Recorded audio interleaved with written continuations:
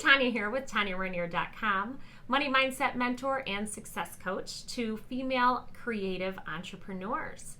And when we're running a business and we're getting caught up in what it is that makes us so passionate and lights us up, it's easy to overcommit ourselves.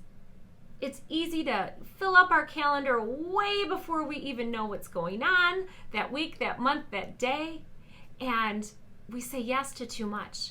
Sometimes that's a result of FOMO, fear of missing out.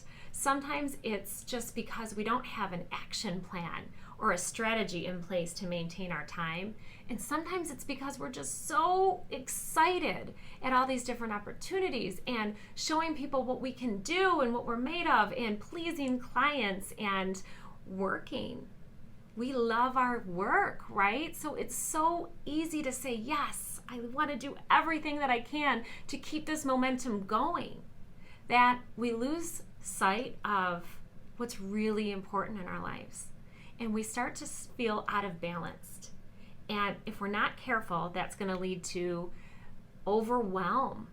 It's going to lead to burnout. And it's going to lead to some resistance in our relationships, in our personal life. So what I want to talk to you today about is opportunity cost. How to identify those things and what to do when an opportunity comes your way.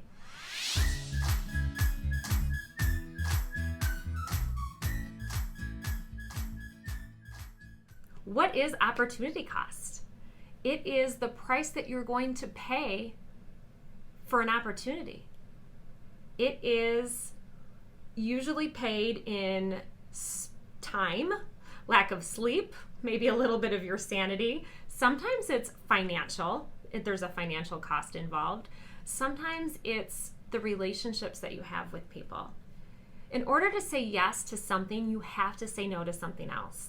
It's a fact. There are only 24 hours in the day, and we all have the same amount of time.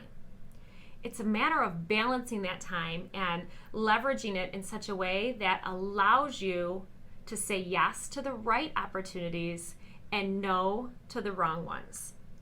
So really, when it comes down to it, I like to have you start by saying, okay, what is really important in my life? What means the most to me? And usually there's some different areas. 10, if you want to break them down, but make a list of the things that are important in your life. Family, your relationships. It might be your romantic relationship. Then your other close relationships. So those might be two separate categories. Your health, your fun, recreation. You still need to have fun in your life.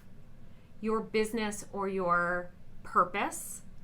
Finance, that could be one category or it could be two separate things. Your spiritual well-being. Are you taking time for yourself? Now, this doesn't necessarily mean religious. It just means how you feel centered spiritually. Do you feel balanced there? And you make a list of all these categories and then go back and rank them all on a scale of 1 to 10. 10 being you are perfectly satisfied with the way you feel about this category. 1 being it needs a lot of work. It is a hot mess right now. And then say, okay, what can I do to make room for those things that I scored low in? And block time off in your calendar for them.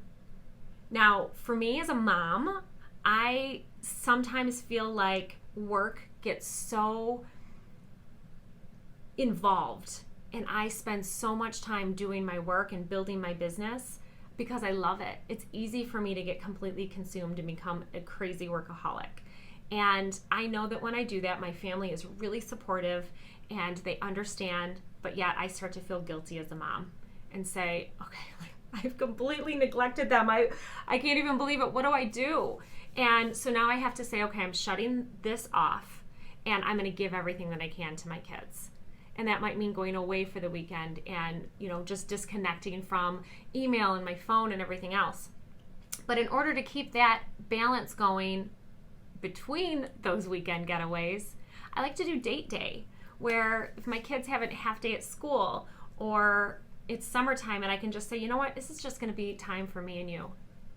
I have 3 kids, so I have to do this a lot, but just one-on-one time where I can say, you have my undivided attention. Let's go do something that makes you happy. What do you want to do today? And I feel like that can kind of help us to reconnect, keep that relationship stable, healthy, keep the communication open, and I feel more balanced that way because my kids are very, very important to me. And when I look at that rating system and they start to rate low, I know that I need to do something about it. So I schedule those dates into my calendar. And then if an opportunity comes, no matter how wonderful that opportunity is, nothing is more important than my children, to me.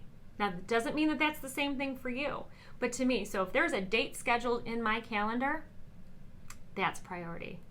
That is gold. It's cemented there and it's not going to move. So everything else, it's either going to have to find another place in the calendar, another time slot, or I say no to it. Now, that works the same for self-love. You need to reconnect to yourself every once in a while too. So are you scheduling time for you? It could be an hour to read a book, a half an hour to take a bath. It could be a manicure or lunch with a girlfriend. But making time for yourself gives you what you need to replenish yourself, to keep your bucket full and stay positive and stay balanced. Now, every category needs a little something. Now, some months, it might be more about you. Sometimes it might be more about your spouse or your health.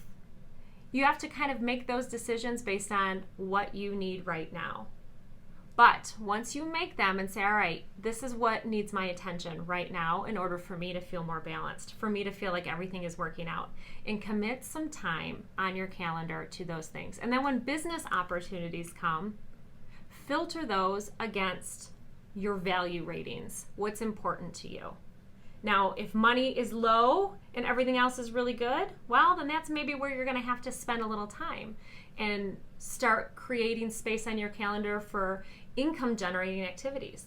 Reach out to clients, call past clients, attend networking events that you know are going to potentially produce more clients. Create something that you know is going to wow the pants off of somebody so that you can get more work out of it. So I challenge you to do that. Make a list of your categories, rate them, see where it is that you feel really good and where it is that you're lacking, and block some time off in your calendar to maybe create more balance in your life. And let me know what you do. Share some ideas. We can all work and get some ideas off of each other. Leave a comment below and let me know what it is that you're doing to create more balance. What category are you working on this week or this month? And what commitment are you going to make to bring that a little bit more into balance? I would love to hear from you. So that's it. I hope you have a wonderful week, very balanced and abundant week. And I will see you here next week, same time, same place. Do you want more abundance in your life? More time, balance, energy, happiness, freedom, money? If so, you've got to check out the formula training that I just did. It's my 6-step system for mastering your money mindset. I use it myself, I use it with clients. And the reason is if you can change the way you think and feel about money, everything in your world will change. Doors will open up that weren't open for you before.